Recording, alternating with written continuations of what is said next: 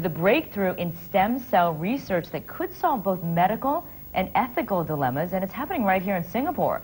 Cell Research Corporation has recently found that the outer lining of the umbilical cord is a rich source of stem cells which can be converted into a variety of healthy cells. Diseases such as cancer, Alzheimer's, and diabetes could benefit from this new discovery. For more on this breakthrough, I'm now joined by Dr. Ivor Lim, Medical Director at Cell Research, and Dr. Phan Toàn, Chief Scientist. Welcome to you both. Thank you very much. And a very exciting discovery here. So it really could change sort of the whole medical kind of research when it comes to stem cell. Dr. Lim, let me begin with you. Sure. I mean, how huge is this discovery? I think what is important for this discovery is that it covers so much ground. First of all, the yield of stem cells is extremely high from the umbilical cord. It has two types of stem cells, both the epithelial and mesenchymal cell types. And furthermore, it comes from a source which is routinely discarded as afterbirth on the delivery of a child. So I think it's very exciting indeed, because in addition to which we've found the cells even express some evidence, some characteristics which might indicate embryonic stem cell characteristics. So it's very exciting. It is very exciting because, of course, as I mentioned, the ethical issue is one that has been very controversial when it comes to stem cells, because usually it's a case of trying to get stem cells from an embryo, and that's where a lot of people have problems with this. But so this is important because it avoids that whole ethical dilemma, doesn't it, Phan? Sure, yeah.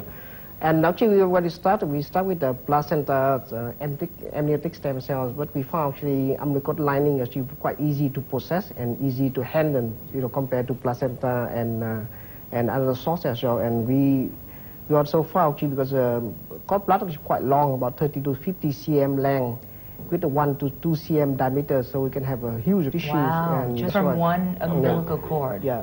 So you're able to process much more from that particular cord. So is it, though, as effective as the stem cells we hear so much about from the embryo?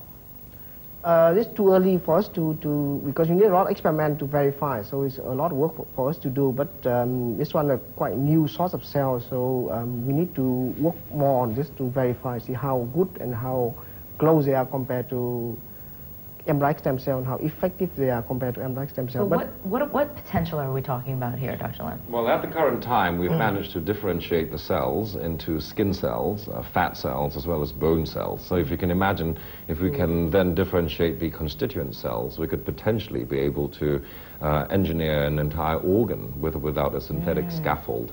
So in terms of straightforward applications at the current time, we can use the cells we've just described, skin, bone, or fat.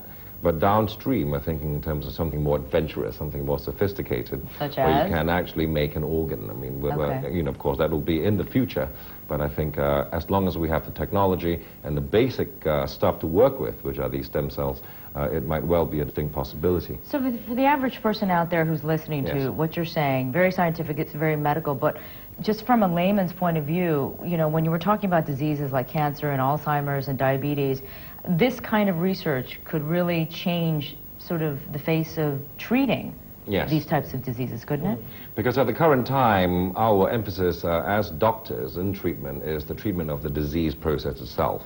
So we're hoping that with this new technology, we're able to actually utilize good cells to replace cells which have gone awry or have been lost from trauma, to restore that function. So it's a restoration and repair from the very, very basic building blocks.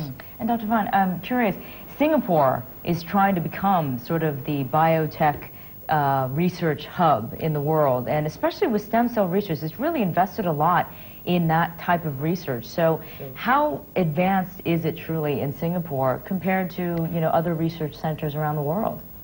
I think we are not behind any sentence. Once we are actually, we are quite advanced, and our government put a lot of effort, and we have a lot of good scientists here around the world. And I've been in the US and UK before, and then actually I think it's a good opportunity for me to do work in Singapore. So I decided to go back to Asia and in Singapore to base here. Right, right. And Yeah. it seems like a lot of experts are coming to Singapore, flocking to Singapore because of this. And so do you think this could possibly put Singapore on the map when it comes to stem cell research? Well, Singapore is already on the map for embryonic stem cell research. We hope that with this new discovery, perhaps it could increase the international understanding of what is available in Singapore for research and further development. Yeah, but very exciting stuff. Thank you very much. So congratulations to you both.